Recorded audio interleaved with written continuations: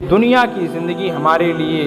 پرامن اور پرسکون رہے گی اور اخروی زندگی بھی ہمارے لیے کامیاب اور کامران رہے گی۔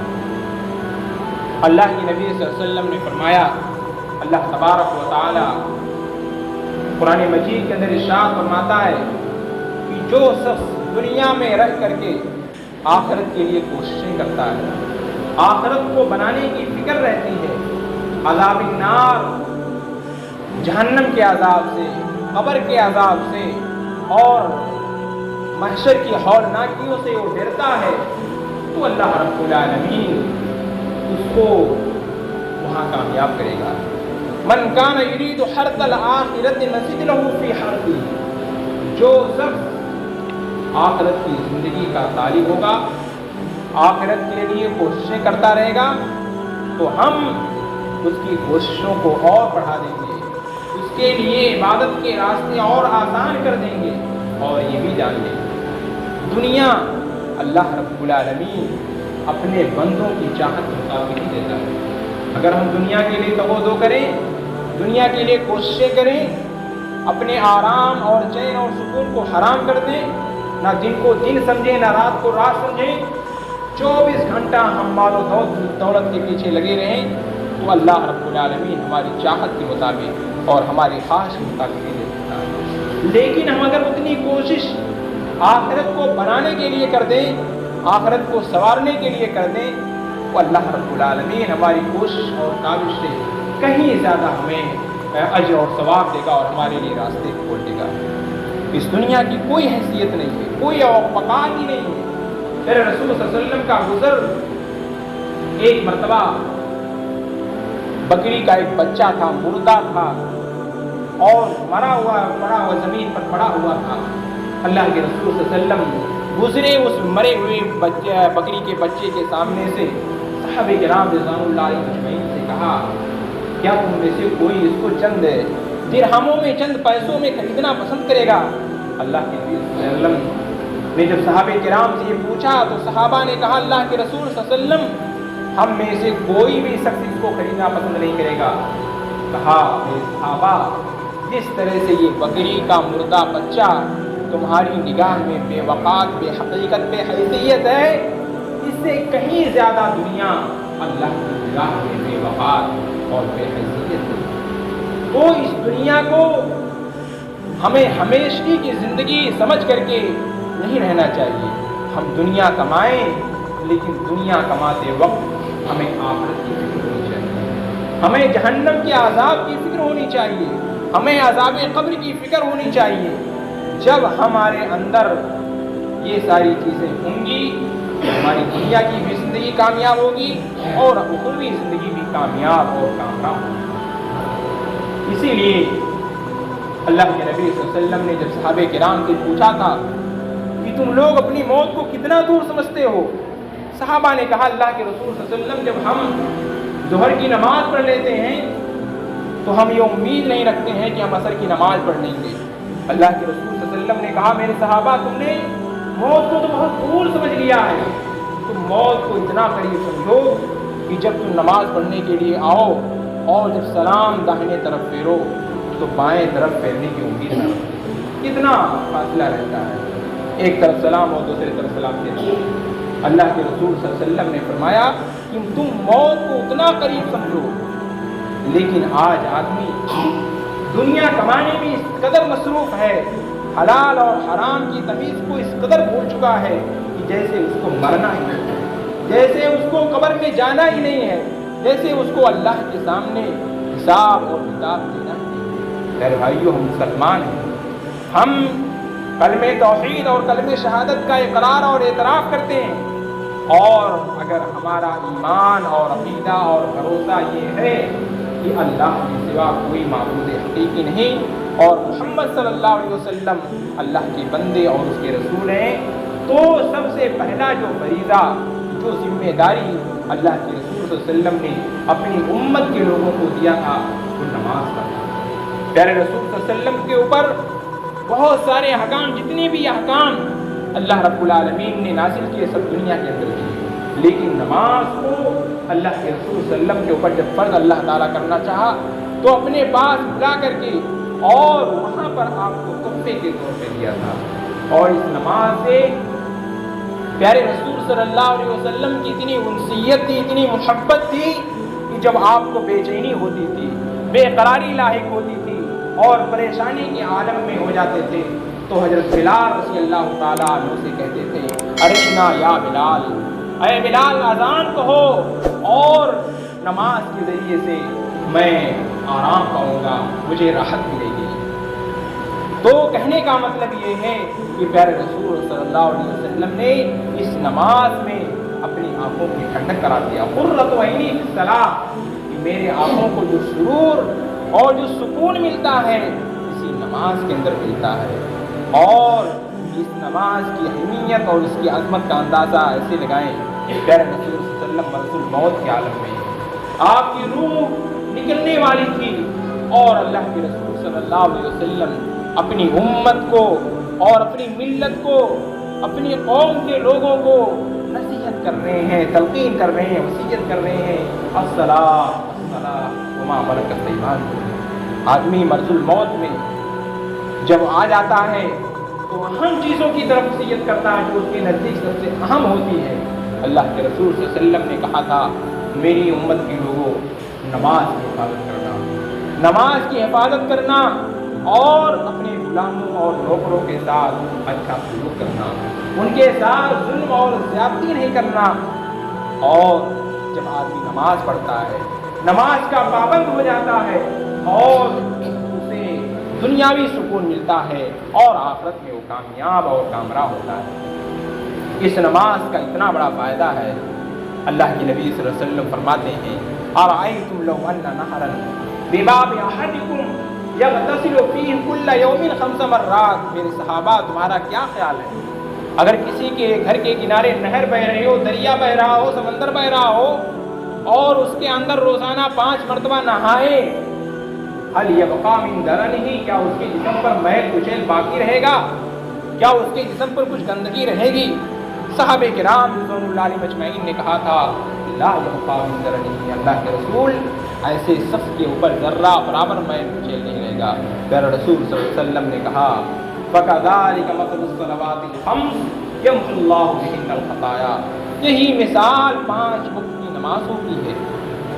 کہ جب آدمی اس کو اصل وقت پہ پڑھے گا تو ایسے ہی گناہوں سے پاک اور صاف ہو جائے گا جیسے کوئی دریا اور سمندر کے اندر نہانے سے پاک و صاف ہو جاتا ہے.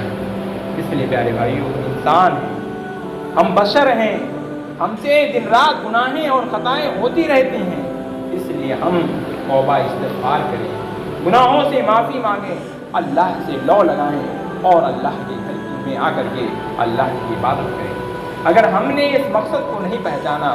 تو ہمارے اور جانوروں میں کوئی فرق نہیں رہ جائے گا. اللہ نے ہمیں دل دیا ہے, دماغ دیا ہے, عقل دی ہے, اس کا تقاضا یہی ہے لعلکم تشکرون, تاکہ تم شکر گزار ہو. واللہ اخرجکم من بطون امہاتکم لا تعلمون شیئا وجعل لکم السمع والابصار والافئدہ. اللہ تبارک و تعالیٰ نے فرمایا قرآن کریم کے اندر کہ اللہ نے جب تم کو تمہارے ماؤں کے پیٹوں سے پیدا کیا تو تم کچھ نہیں جانتے تھے, تمہیں صحیح اور غلط میں تمیز نہیں تھا, تم اچھا برا نہیں جانتے تھے,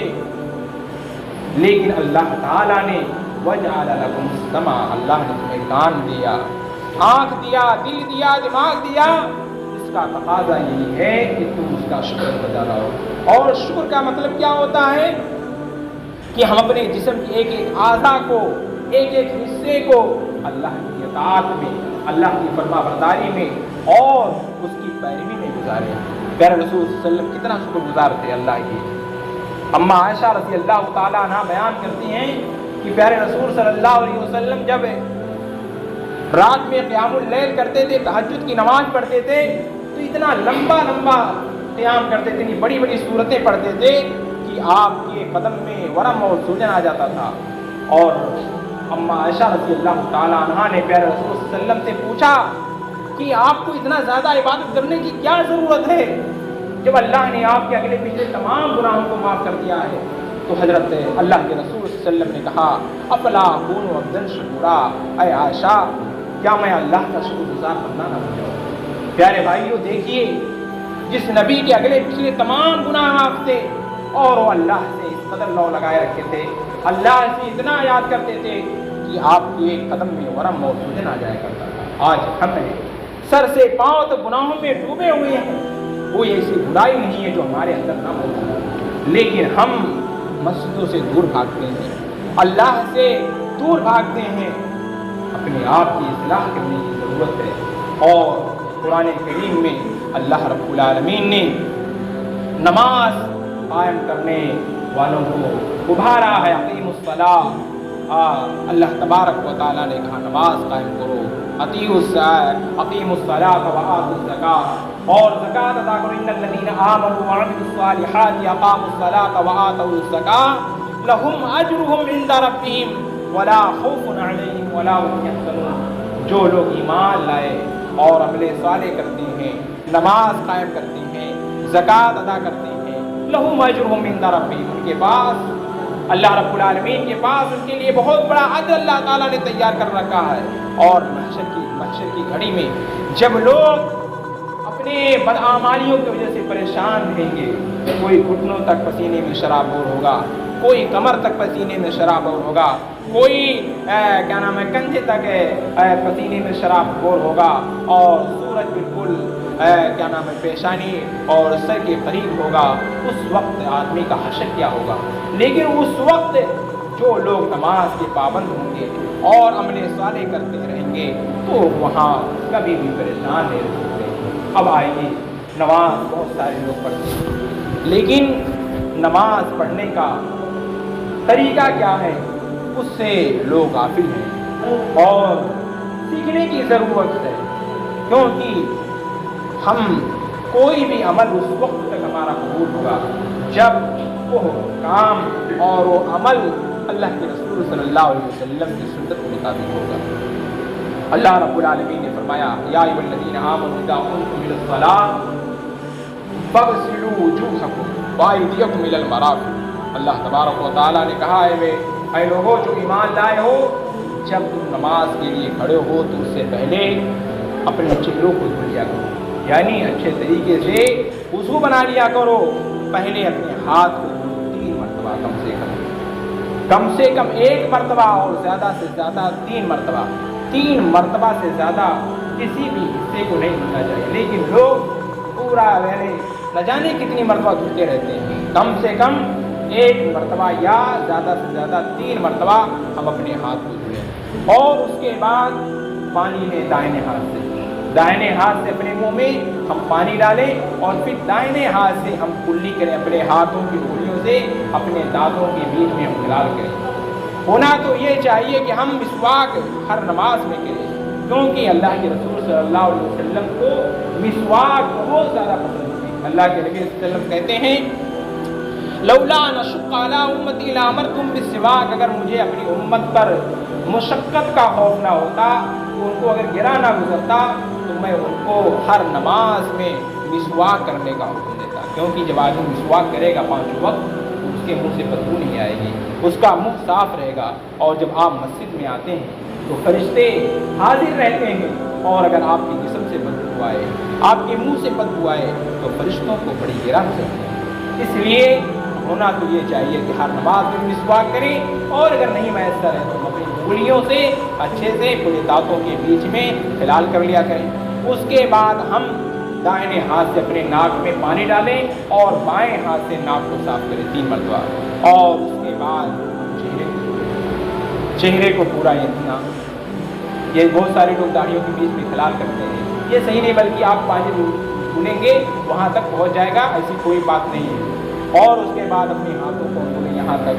1 मरतबा या 3 मरतबा, इससे ज़्यादा नहीं होना चाहिए। लेकिन बहुत सारे लोग बड़ी उजलत में जल्दी में रहते हैं, जल्दी मारते हैं, यहाँ जो खुश्क हिस्सा रहता है वो भीगता नहीं है। इसलिए जब यहाँ पर हमें धुलना हो तो हम बिल्कुल अपने हाथों को मुकम्मल टेढ़ा कर लेंगे तो पानी जो है यहाँ तक पहुँच जाएगी, और अगर ऐसे धुलेंगे तो पानी कभी भी यहाँ नहीं आ सकती है। इसलिए जब हमें हाथ धुलना हो तो अपने हाथों को हम टेढ़ा करके उसके बाद धुलें। اس کے بعد ہم اپنے سر کا مسح کریں، اپنے ہاتھ کو پانی لیں اور ایسے کر کے پھر ایسے اسی ہاتھ پہ لوٹا لیں اور اس کے بعد اسی پانی سے ہم اپنے کانوں کے بیچ میں